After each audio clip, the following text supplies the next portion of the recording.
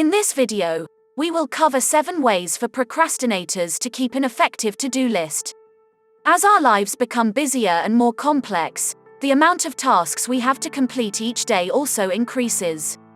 Let's work on simplifying your to-do list to help you prioritize and be more productive. Tip number 1. Identify what you should automate or eliminate, and label the important tasks from least to most important.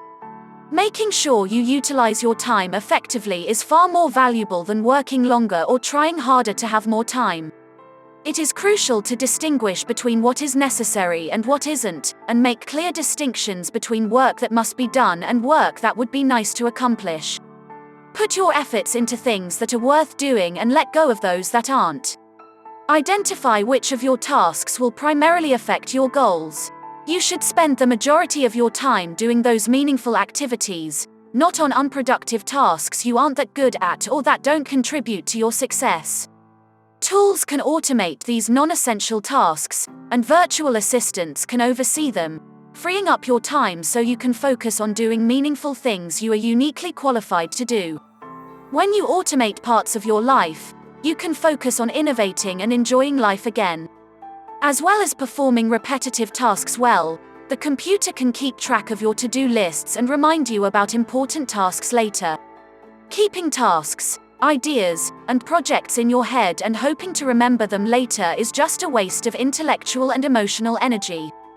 These tasks and ideas could be handled by a computer instead. Making your life simpler and more automated is not just about utilizing technology.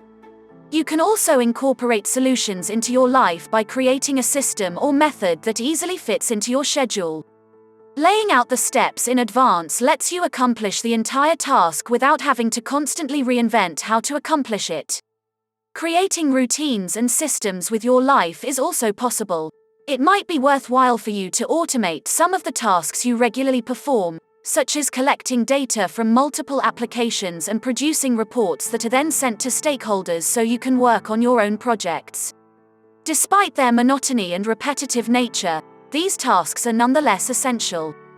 Utilizing automation will enable you to improve your workflows and decision-making. Tip number 2. Divide your lists into master and sublists. It is imperative that you are incredibly specific when making your daily to-do list. Assigning yourself the task of complete the document won't have much effect. Add bulleted subtasks that provide specific details about the work on the document as subtasks to the master task. You need to make separate lists of all the things you need to do. When you've written down all you would like, or need, to accomplish today, it's time to reorganize. Most of the time when we make a list, we write it down randomly and just get everything out of our heads. This is a good first step, but you need to make another one. You can separate these tasks based on the most important ones, those that you need to complete that day, and the tasks that you can postpone till tomorrow or later this week. Focusing on the high-priority processes at hand prevents us from wasting time on non-urgent tasks. Everyone has at one point avoided doing that one thing they should be doing, so we should all get that one thing done. If we do it, then we can move on. Tip number 3. Instead of creating a daily to-do list, create a project-specific list. Your tasks need to be broken down into distinct parts. An unending list of tasks can be demoralizing. This is due to the fact that whenever you write a long to-do list, you inevitably fail to complete all of them, and your list becomes even longer. There are only so many things you can accomplish in a day, and some distractions are unavoidable. Setting and prioritizing goals effectively requires realistic expectations. Otherwise, you'll set false expectations of the people around you, and you'll perpetually feel as though you're falling behind. You can complete a task in one sitting if it's not too difficult. It is best to consider your task as a project if it takes you several weeks, months, or even multiple days. The big task could turn out to be a project instead, so check to see whether it needs to be divided into smaller, more manageable parts. Various methods exist for dividing a project into actionable tasks, and the best one is determined by the nature of the work involved. Using milestones can be a beneficial tool when it comes to dividing large projects into components, which can be accomplished in various ways. They can be broken down into different phases, for example, planning, producing, testing, and refining. It's not necessary to think about the individual steps of the project at this point. In this case, you are just breaking down the project into smaller, more manageable portions, which makes it easier to think about all the steps involved. When you can't figure out how to segment your project into milestones, simply list out all the action steps and tasks. In the following steps, you can segment them into milestones and assign them project names like Website Creation Part 1, Website Creation Part 2, and so forth. Imagine you are working on an update to your company's website. This is not something that can be accomplished in a sitting. Organize your tasks into smaller ones that will lead you to your overall goal, such as redesigning your company logo, engaging a web designer, and writing some new copy for the website. As you work through your list of things to do, you should consider it a continuous work in progress. As newer items emerge, you can just add them to the list. Tip number 4. A calendar method is one of the best ways to manage your time. People usually check their to-do list before glancing at their calendar, which is often a big mistake. A quick review of your task list seems like a good idea, right? I'm afraid it isn't. By doing so, people commonly prioritize what is easier or more urgent over important or complicated tasks. It isn't good to ignore complex tasks because you're setting yourself up for failure and disappointment, and not to mention creating a poor impression of yourself. You shouldn't separate your to-do list from your everyday life. It takes time for anything to be completed, and this includes your backlog. Meeting and phone call reminders are only a small part of using a calendar. It can also help you plan your day more efficiently as a powerful time management tool. Make use of this method to get your day back on track and be more productive. To accurately plan your schedule, you must first determine what you have to accomplish.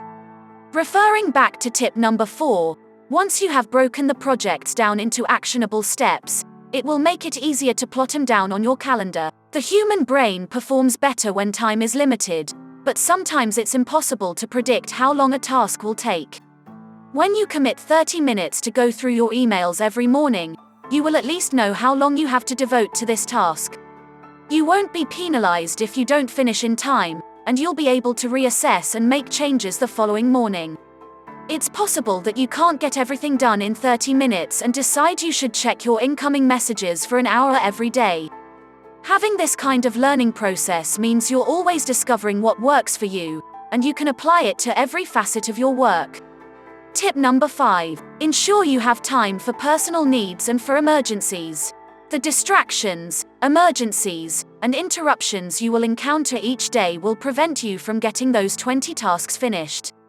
You will feel frustrated at the end of the day because you have to reschedule so many of your tasks. Work can be frustrating when you begin a project only to realize halfway through that you need to pivot and concentrate on another task. In some cases, it is a true crisis or emergency that forces you to drop everything. In other cases, it may just be a last-minute task your boss assigns to you. Almost every job involves this kind of behavior, so it's inevitable.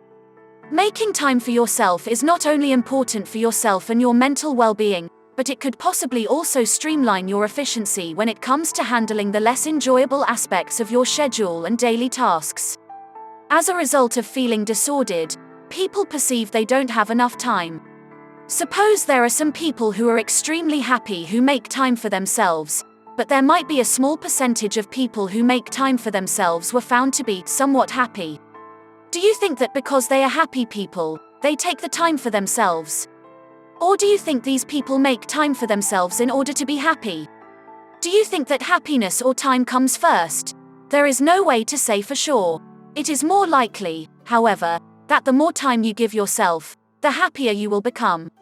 Tip number 6. Prepare a list of low-energy actions you may take to avoid procrastination. Having an awareness of your energy is powerful. The key is to pay attention to your body's sensations and how active it has been. The process involves reflecting on past experiences and acknowledging the emotions you've felt. Your emotional state affects your energy level. What did you feel like?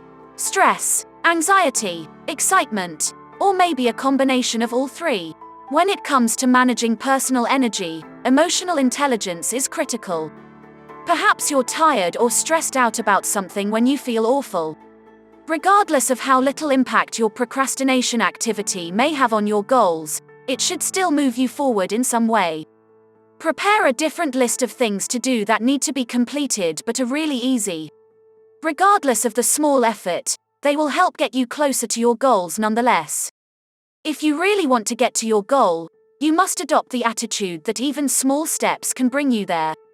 You might be pleasantly surprised to find that it serves as the motivation you need to ace your other tasks. Tip number 7. You should focus on one thing and leave the rest of your day free. If all else fails, it could just be that multitasking is not for you. The multitasking phenomenon is praised by some but looks to be detrimental to others too. It is inefficient and ineffective to do several tasks at one time. Trying to do too many things at once creates a lag time, which makes us less productive.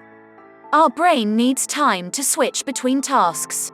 Rather than doing multiple tasks at once, concentrate on just one at a time, and complete it before moving on to another. You will find that the transition between assignments is smoother this way, especially if you give yourself a few minutes break between them. Pomodoro technique is one technique you can use. This method of working splits the work into 25-minute sessions with breaks in between. In addition to resulting in a better sense of focus, it also increases productivity because you're forced to focus on one single thing at once. In addition, you are less likely to become tired, so you are able to continue to be productive for a longer time. Francesco Cirillo introduced the Pomodoro technique in 1992, which is among the easiest and most effective methods of time management.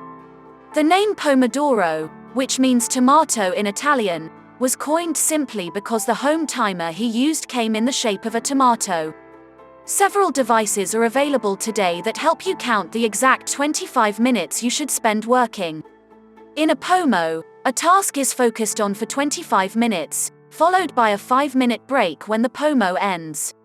When you have completed 4 Pomos, take a longer break of about 15 to 30 minutes. In general, that's how it goes. Through practice, our brain can learn to focus in short and timed intervals, while also relaxing during breaks in order to regain energy quickly. In this regard, the Pomodoro technique outranks other productivity methods primarily due to its ability to combat distractions and train the brain. If you have found this video helpful, check out the other videos in this 6-part series on staying productive. There are links in the description box that will take you to the playlist and also a link on 7 ways how you can develop consistency and self-discipline.